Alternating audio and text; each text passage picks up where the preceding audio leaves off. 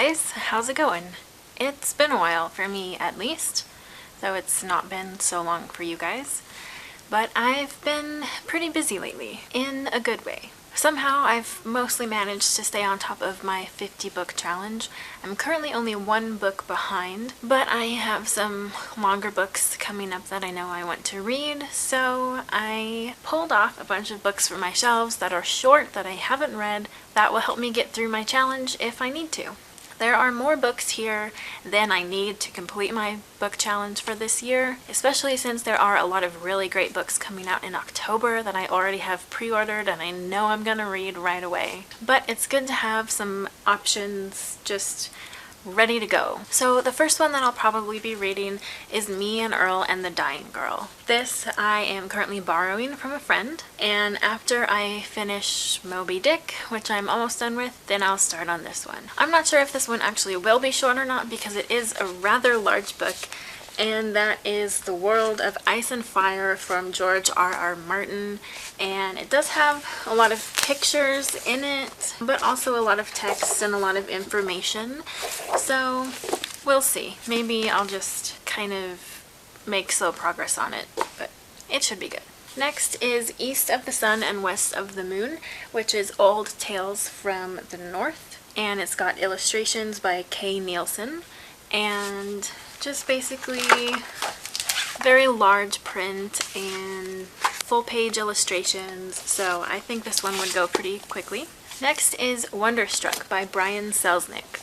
This is his second book in this format, which is basically like a graphic novel with full page illustrations and some text as well. And when I read The Invention of Hugo Cabret, it only took me a couple of hours or a few hours at most, even though it is a rather chunky book, but I know I'll absolutely love it and just fly through it. Next is This Star Won't Go Out, Esther Earl with her parents, and this one also has a lot of pictures and journal pages, so I think that this one would also go really quickly and would be an enjoyable read as well. And then I have a selection of some children's books that I've really been wanting to read lately. I think I might have read a few of these as a kid, but I can't really remember, so it'll be like new.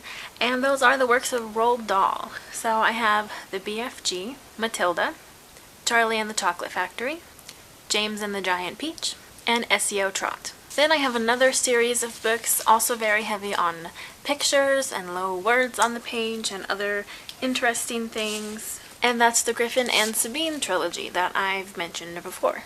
Each one is a really thin book and just has fun illustrations and interesting things to look at without being too word heavy, so I'm sure that I could get through those really fast. Next is a book that I either got for my birthday or for Christmas, and that is The Art of the Hobbit by J.R.R. Tolkien. I really love his original artwork that is for the series, and I really want to learn more about that side of his work. So I think it would be really interesting and a nice opportunity to look at some pretty pictures. Then I also have a few books selected for the Halloween time, including Scary Stories to Tell in the Dark, The Thing at the Foot of the Bed, and The Headless Horseman Rides Tonight. And then I also have a Christmas-related book, The Nutcracker by E.T.A. Hoffman, with illustrations by Maurice Sendak. I was really excited when I found this because I love both the story of the Nutcracker and Maurice Sendak, and I'm really familiar with the story because I've been to the ballet version many times throughout my life, so I think this would be a very good addition to my short to read list. And then I have two kind of picture books that are a little bit more interesting, and that is Ayat Jamila, Beautiful Signs, and this also has illustrations combined with words, as picture books tend to do. So I think that that would be a good option. And then also along those lines is Kindness. This one is a treasury of Buddhist wisdom for children and parents. And then the first one was a treasury of Islamic wisdom for children and parents. So I think that those would be pretty interesting. So those are actually all the books that I took out. I'm sure I won't get to all of them by the remainder of the year, or maybe I will and I will just beat my challenge probably by about 10 books. So let me know how you guys are doing with your book challenges and where you are, and if you're gonna have to resort to some short books like I probably will. And if you've read any of these ones or have any other good suggestions for me to check out, then let me know. As always, thanks for watching, and I'll see you later.